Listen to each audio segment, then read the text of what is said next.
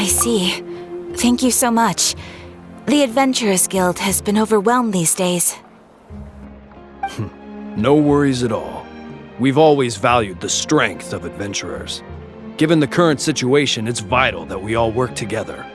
Since we're facing the same enemies, I'll send you the intel we've collected on the Abyss so far. Then we can take a look at how to coordinate our efforts. All right. Thank you so much. Hi, Catherine. It's us. Got any new commissions? You two have come just in time. I've got some good news. The Pyro Archon has finished assembling her forces and stationed them all across Natlan. Given how the Abyss has ramped up its activities lately, we can no longer afford to act only after receiving news of an invasion. So the Pyro Archon suggested that the Scions of the Canopy and the Adventurers Guild focus on collecting and disseminating intel. That way, we can stay informed of everything that's happening across the land. Once we receive word of enemy activity, we can notify the nearest camp and the stationed forces can take immediate action. Yes, precisely. This should also allow us to focus on gathering information rather than running around and trying to tackle everything at once. So please also take a chance to relax, you two. You've been working hard these days, and this will be a good opportunity for some well-deserved rest. So that's the plan.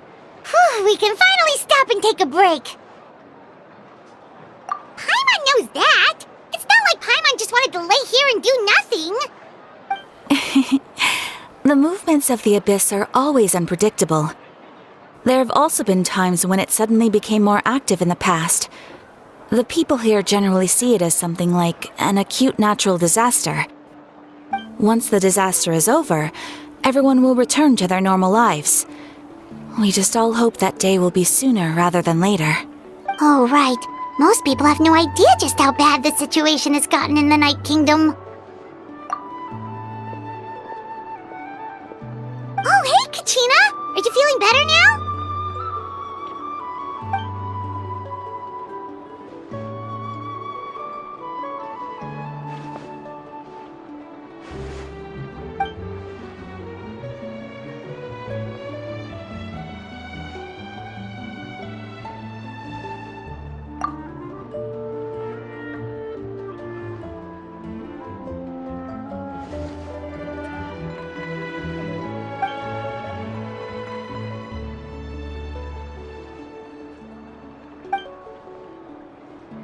Wow! So we'll finally get to meet Shilonen, the legendary forger of ancient names!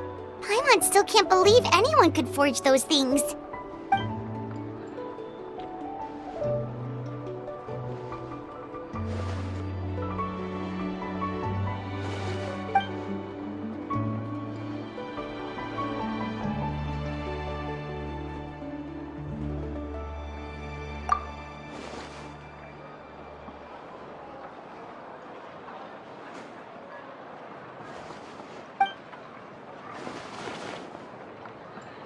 Hey, have some confidence in yourself, Kachina. After all, you're already a victor of the Night Warden Wars.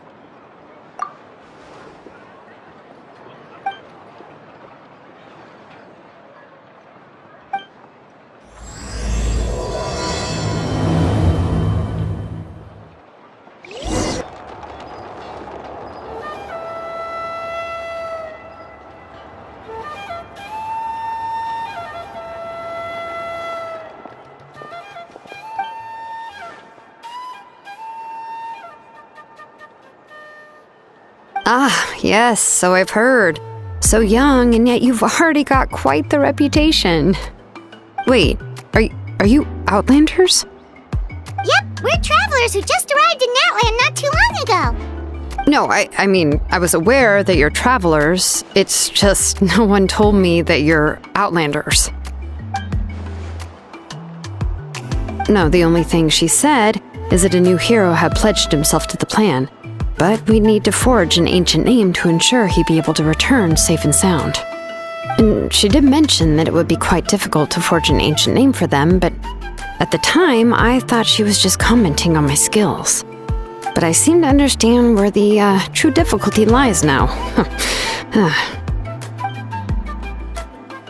Oh, I wouldn't go that far. I'm used to it, really. I just need a moment to process things.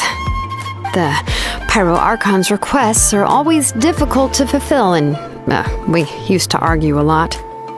Honestly, it's probably for the better that she didn't bring this up at the time. Anyway, I can't argue with her if she isn't here, and it'd be pointless to take my anger out on someone else. But, just because I understand her rationale doesn't make me any less upset.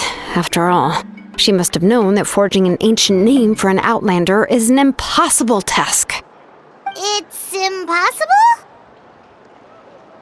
As you probably know, an ancient name is a symbol of a hero's spirit and glory, which grows even richer and heavier as generations of successors inherit it.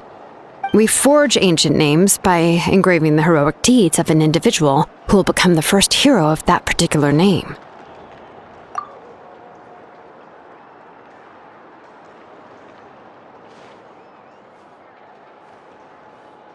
But they were all performed outside of Natlan, correct?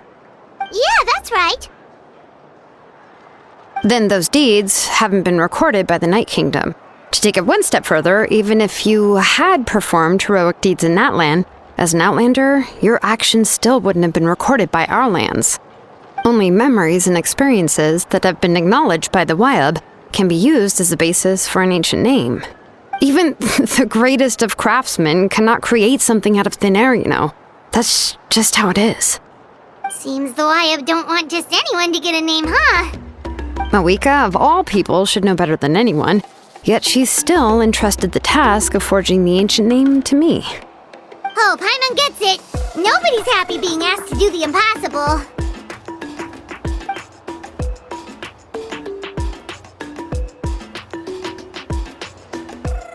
Ugh, don't remind me.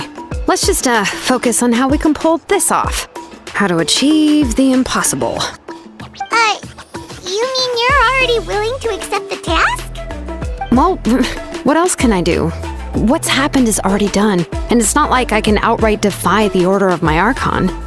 If she gave me this order, then she believes the ancient name is an indispensable part of her plan, and that I'll be able to find a way to make it happen. In other words, the order is an affirmation of my abilities. Whoa, not only has she accepted the task, but now she's looking for silver linings?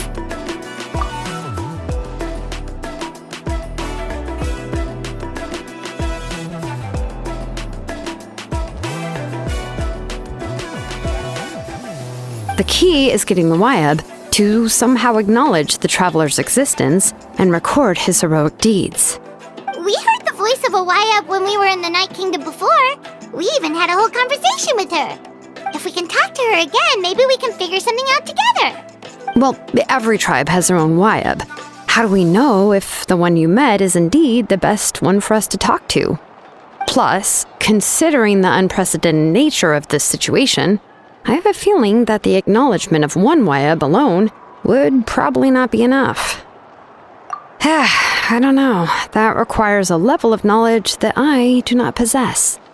We need to find a consultant who's an expert on all things Night Kingdom and Wyab. The first person who comes to mind is Lali at the Masters of the Nightwind, the one we call Granny Eats Tali. Oh, we've heard that name before. We used her spirit speaker stone to find Kachina's ancient name. A person who can make something like that must be pretty impressive. Paimon's sure she'd be able to help. Still, she's older now and quite eccentric. It's hard to even book a meeting with her, given that she's constantly holed up in her room and doesn't like to be disturbed. I've heard that to get her help, you have to be extremely patient with her and know how to keep her spirit up. I hate to break it to you, but... Huh. Why is that? I mean, didn't she already help you before? And you even managed to save Kachina. Well, yeah. At the cost of her spirit speaker stone being split into two. Great going, Mawika. We're already off to a rocky start here. In that case, I guess your only option is to try to emphasize that this is an important order from the Pyro Archon. Hopefully, Lali would still want to show respect to the Archon. I'll also write you a letter on your behalf. If you can find someone to deliver it and mention some good things about you, then that should help too.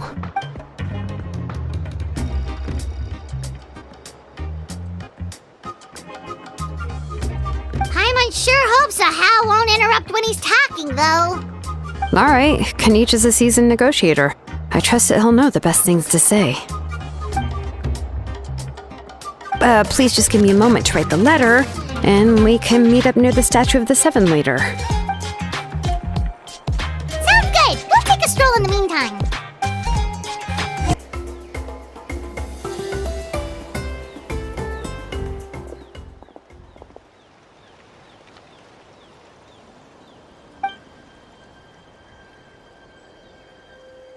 I'm sorry to put this on you, Kanich. It's just that you're probably the only person who knows how to deal with her.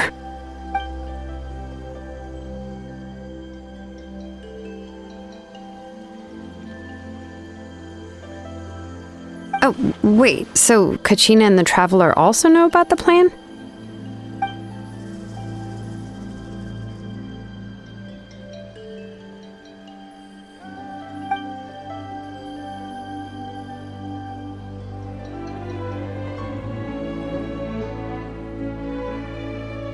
Right. She mentioned there are 6 heroes and that Shilonen is one of 4 that have already been acknowledged.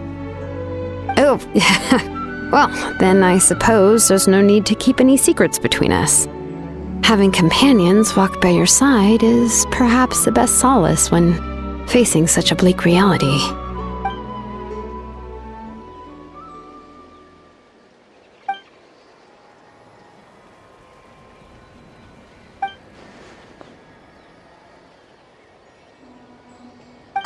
See, Lolly knows him too?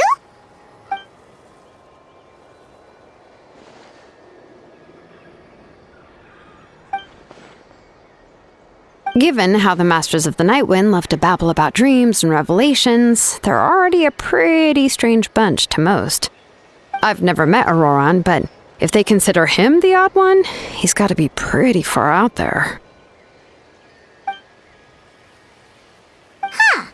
Makes sense. But Paimon wonders how Seat Lolly could be the first one to notice Auroran's disappearance if she spends the whole day in her room.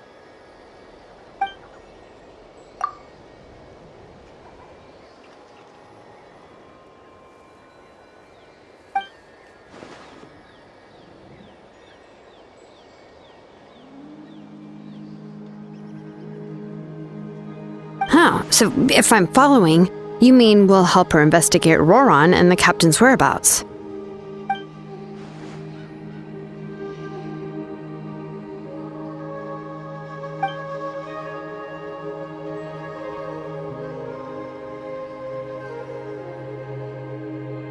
Yeah! Plus, we kinda owe her one anyway to make up for breaking the spirit speaker stone. Ah, this is a pretty well thought out plan, as expected of Molly Poe Kanich. Then, yeah, I'll leave my letter to you. Let's hope Seat Lolly can meet at the stadium in 2 days.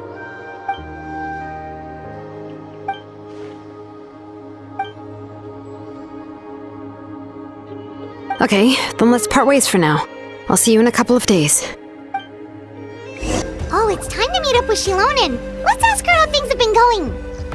Hey, Shilonen, how's everything going? Oh, hi, Traveler and Paimon. I have, bad news. Seat Lolly did not reply to our request, although I suppose I'm not too surprised. Huh? You mean she didn't even bother to give Kanich a response? Guess she really does have quite the ego then. Yeah, well, she can be also quite eccentric, though she's one of the most gifted people around. Even the Masters of the Nightwind often struggle to work with her. My guess is that she probably has other reasons for not deigning us with a response. But let's go to the stadium and see if we can meet her there. If we do get a chance to talk to her in person, we can still try to work something out. That's true. Let's go!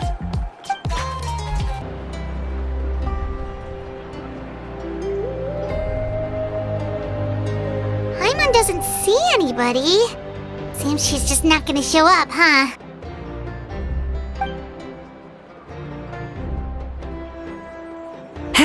Well, we tried to be as considerate as we could, but she's under no obligation to help.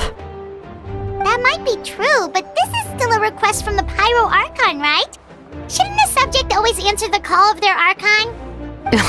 A subject? Well, if you ask me, I'd say we're all more like friends with the Archon. Yes, Mawika is our leader, but that doesn't mean there's any kind of tall barrier between us and her. The only thing is that she often has very high expectations of us. So even though she's super powerful, it sounds like she's actually pretty down to earth and easy to get along with. Unlike that old hag Granny Eachtley, right? Does she think she can ignore us just because she's famous? You all talk about her like she's some kind of huge deal, but she didn't even bother to reply to our letter! Seriously, if she didn't want to come, she could at least let us know. If that's what aging does to you, Paimon never wants to get old. Oh, really? So, that's how you see me?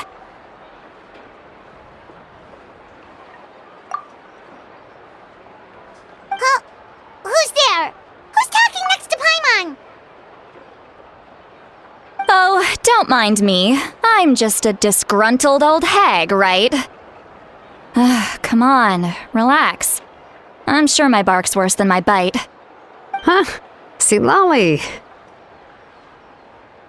Wait, you're Seat Lolly? You're Granny Eachtley? Yes, Granny Eastly. But emphasis on Eastly, not Granny. You must know this trope from light novels, surely. They use it all the time. The young man who's actually the oldest person in the room. The girl next door who turns out to be a seasoned veteran. The wise sage who looks like a little kid. Oh, wipe that look off your face! You've seriously never seen an older lady that doesn't look her age? Okay, well, don't go thinking it's a trick either. See? I'm barely wearing any makeup. Did I forget to mention, she's called Granny, but she's actually pretty young. It was an honest mistake. I guess we've just gotten used to it. I'm sorry. So, how old are you actually? What? How dare you? Don't you know it's rude to ask a lady her age? Paimon really didn't mean to offend you, it's just that your case seems really unique. Oh, Paimon just wanted to apologize, but now she's putting more and more of her foot in her mouth. Really, Paimon just got a little mad since we thought, well, you were gonna leave us out to dry. It was my idea to invite you here, Seat Lolly. So if you're upset, you can just take it out on me. All right. I was only joking. I didn't mean to chastise anyone. There's really no need to take all this so seriously. If anything, I'm gonna feel awkward if we keep this going. I received Kenichi's letter and was planning to attend this meeting. Since I had already decided to come, I figured there was no need to draft a reply that simply said, "Understood." Besides, just showing up is the most important part, no? But, of course, it's also natural for people to get held up by one thing or another as they're trying to leave the house. It certainly was a bit awkward to see that everyone else had arrived before me. At first, I was thinking of quietly sneaking over, but since you were already here waiting for me, I started to think about how I should phrase my apology, only to hear you all talking smack about me. Anyway, that's the whole story. Honestly, it's not like I owed you an explanation anyway.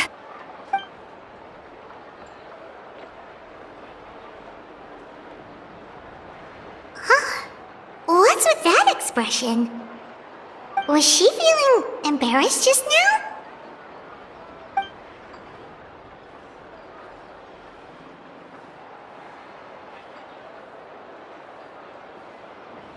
When the Masters of the Night Wind said they struggled dealing with her, I wonder if the feeling is mutual.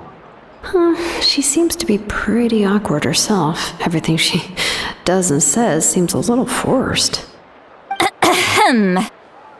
Anyway, Shilonen, I heard that you require my help in crafting an ancient name. Correct. The situation isn't like anything we've handled before. Let me explain. I see. So Mawika has asked you to forge an ancient name for an Outlander. Well, that would be a first.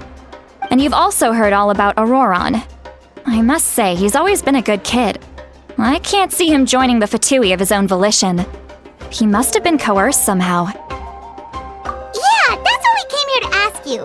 We'll help bring Auroron back if you help us solve the problems of forging the ancient name. What do you think? I suppose I'll just call you Traveler for now. Traveler, come here. Let me take a good look at you.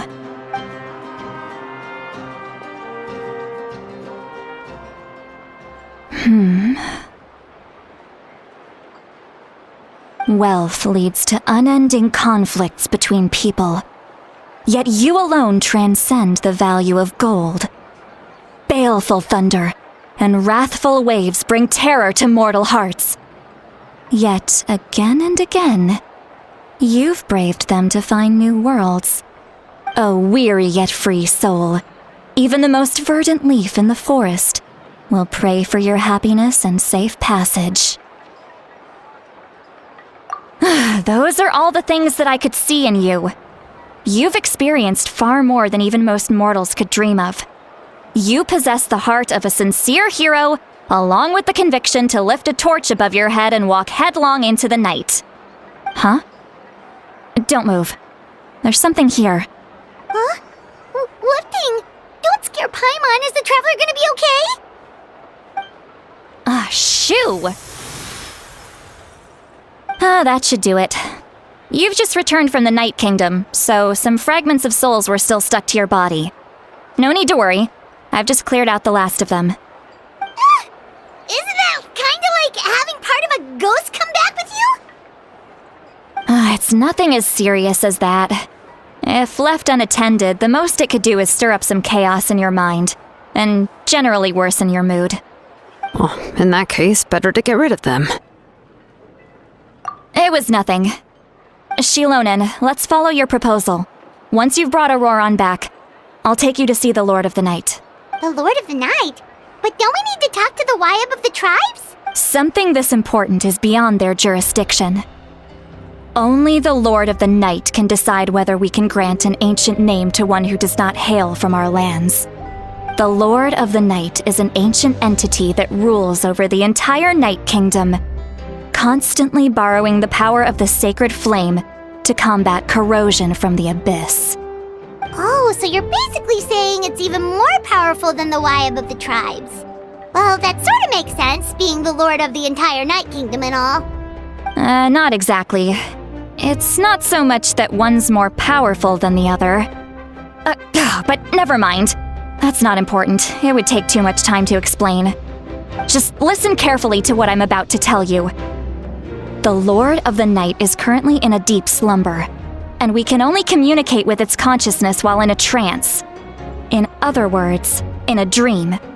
But I will need to prepare a few more things if we are to hold a ceremony to achieve the state of the trance. I'll make a list. Can any of you get everything for me? I can go. It'll probably be a long list, so better leave it to someone who knows all the local vendors. Sounds good. Then we'll go with St. Lolly to track down Auroron. Phew, the Fatui are nothing to scoff at, so please, be careful during your investigation. If you need any help, just come find me. Yep, we'll be sure to play it safe.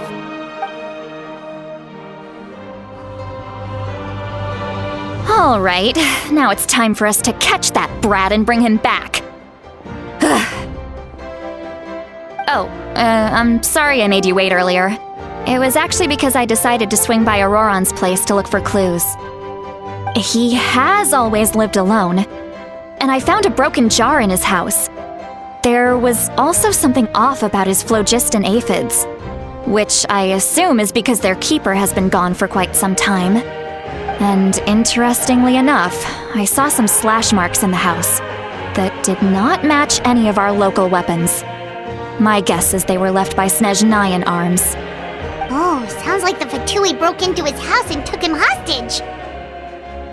But why would they kidnap a kid who just spends his days living in the country and raising aphids? He's only in his 20s. What would they want with him? Not to say that I believe he's totally innocent, of course. Since he's the only one who was kidnapped out of everyone in Natlan, he must have done something to attract their attention.